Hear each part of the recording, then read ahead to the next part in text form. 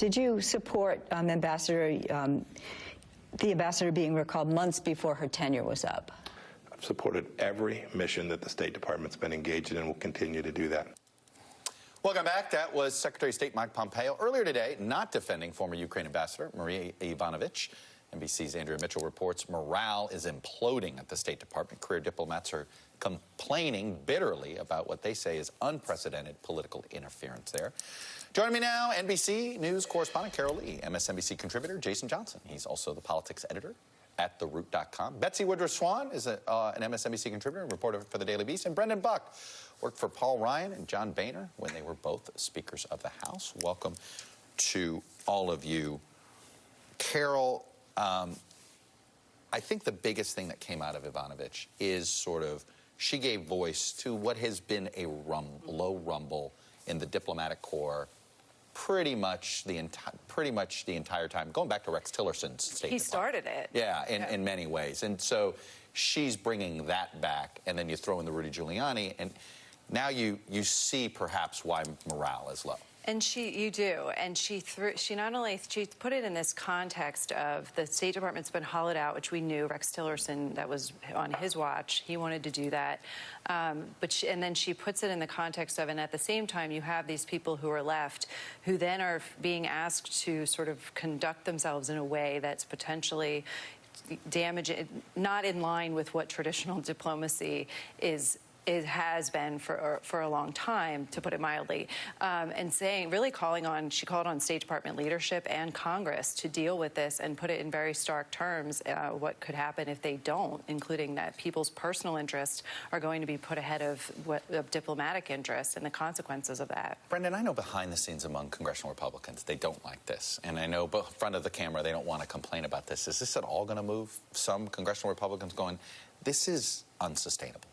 I don't think it's going to move anybody anytime soon. I think what's going on right now is there's just a total lack of clarity on what's going to happen. I mean, even yesterday with Sondland, they didn't know that he wasn't going to show up. They were expecting him to show up, and it was. How did they not know that? Right? This is the level of communication that they have. All of this is just sort of they're making it up as they go along, and so you've got a handful of Republicans, the Jim Jordan types, who are going to go out there and they're going to defend the president no matter what. Mm-hmm. But everybody else is just trying to sit back and see what happens, because every day something new happens. Every day the ground shifts, and there's another string that needs to be pulled on, and so people are a little hesitant to get out there and defend anything at this point. Betsy, where are we headed?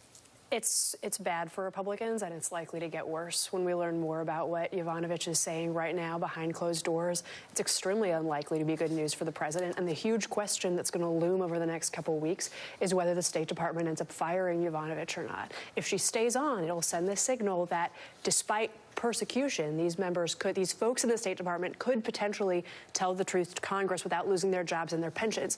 If they force her out, that's going to be a huge line in the sand that will be immensely consequential, I think, to members of both parties. Yeah, I do get the sense, Jason, that Pompeo was actually very aware of how bad morale was with Tillerson. Like, he's actually improved morale, and it's still not good. Yeah. So I mean, you can talk at the Justice Department, you can talk to the State Department. Everyone has realized, and much to their own chagrin, that, oh my gosh, we're only serving at the pleasure of the president in whatever random mood he happens to have that day. They've always known that, but they didn't realize how bad it was going to get and how far down the totem pole it was going to get. And that's one of the things that's become dangerous. So you have people running around saying, look, how do I fix these relationships that I have built over the last 10, 12 years for foreign policy's sake in order to avoid whatever catastrophe the president might get me into? And that's one of the real messes. And whether you're a Republican or a Democrat in Congress, because you don't know what Trump will pay attention to this week or that, you don't even know who to protect because you don't know where he's going to be focused. One interesting new piece of evidence of the levels of concern at the State Department is that the Association of Foreign Service Officers, which represents State Department officials, just sent out a fundraising email that was rich with innuendo for their legal defense fund.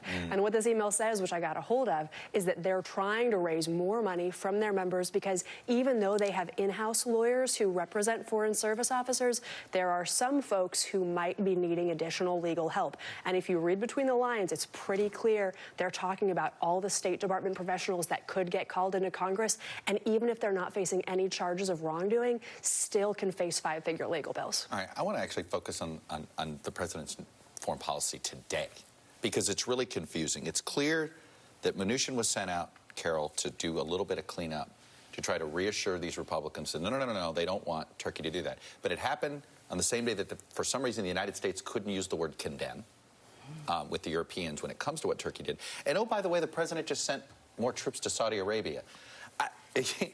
I have whiplash. Are you confused? Yeah. Yeah, everyone's confused. No one really has a sense of what the policy is, whether, if you look at... You're getting out of the endless wars in the Middle East or exactly. not? I mean, even if you look at the president's own Twitter feed, it's all over the place. We're getting out of the endless wars. No, I'm not doing anything like that. No, we're not leaving. We're not abandoning anybody. You know, the Kurds will have to stand for themselves. No, we're going to help. And so it's kind of everywhere. And what you've seen and what our reporting shows is that behind the scenes, there's some effort to try to get this thing contained, and not just the political problem that he has with the Congress, but also the actual problem on the ground that has been created here.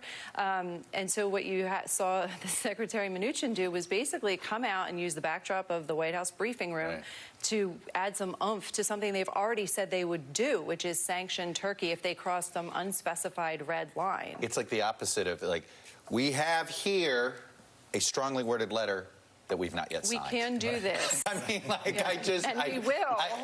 But we're not signing it. But let me reiterate, we haven't done anything. But we will. I mean, that was the reiteration, Brendan. Like, if you're trying to reassure your Lindsey Grahams of the world, and make no mistake, we're not doing anything yet. Yes. I mean, this wasn't a policy move. This was a political move. This was out of nowhere, 100% of Republicans, save Rand Paul, are attacking me, and I didn't know what I was getting myself into. I don't think he had any sense of what he was doing, and there's no clear U.S. national interest rationale for what he's doing, and he got fierce blowback. It was actually sort of stunning to see. I have a theory on that. Yeah. Do you think the blowback is extra hard because they don't feel like they can criticize him on Ukraine?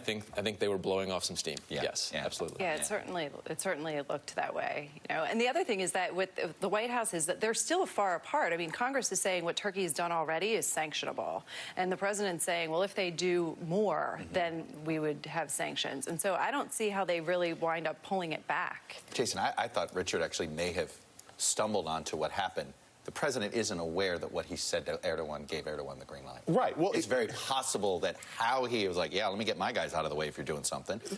It's very clear to me that Donald Trump has always sort of used foreign policy like a high school Model UN, right? Like, I like the kid across the room, so let's cut a deal with him, and I like that kid over there, so let's cut a deal. And the problem is the people in Congress and our State Department, they don't know who he's friends with this week or that week. And if you don't know what's going to happen, that's how we have the report that just came out from Newsweek. That's how you end up having shelling that almost hits U.S. troops. That's how you have a president who, sends troops to Saudi Arabia and still can't really answer questions about Khashoggi because he's making these decisions personally. And so career experts don't know how to respond. And so people have political considerations, they have foreign policy considerations, and the president continues to operate in a personal way, which no one can figure out. And let's remember that the president's personal attorney represented Reza Zarrab, an Iranian-Turkish national who was charged in court in the Southern District of New York with helping facilitate a multi-billion-dollar sanctions-dodging arrangement for the Iranians. Rudy worked long and hard to try to get Zarrab off the hook and met in person with Erdogan. And we know that in the Oval Office, and this is what our reporting says, he urged the president to try to let Zarrab off the hook. That didn't happen, and instead, Zarrab took a plea deal and basically laid out how this sanctions-dodging scheme worked.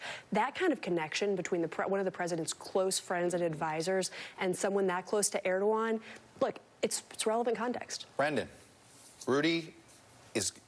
how easy of a scapegoat is he for elected Republicans right now? Oh, I think people would love to have the president turn on him quickly. I think everybody is looking for somebody that they can throw under the bus at this point. And get him out of this mess, right? Yeah, I was talking to some people on the Hill today, and I heard an interesting comment. Everybody feels comfortable that the Republicans are all together now, but he said the whip number only goes one direction from here, higher. And that actually, the implication there is that it's better to get moving with this. I think some Republicans are actually... Get it out of the way. Get it out of the way. There's become a sort of a sense of inevitability about this. We sort of know how this is going to play out unless something else happens. And there's almost a fear of... Right. Don't let it get unpredictable. It cuts across the narrative that, this is bad for Democrats because they're not focusing on issues that they should, but it shows there's a little nervousness there, too. I quote Doc Brown these days from Back to the Future, where we're growing, there are no roads. I don't think we have any idea where this is headed in 4 months. We think we do.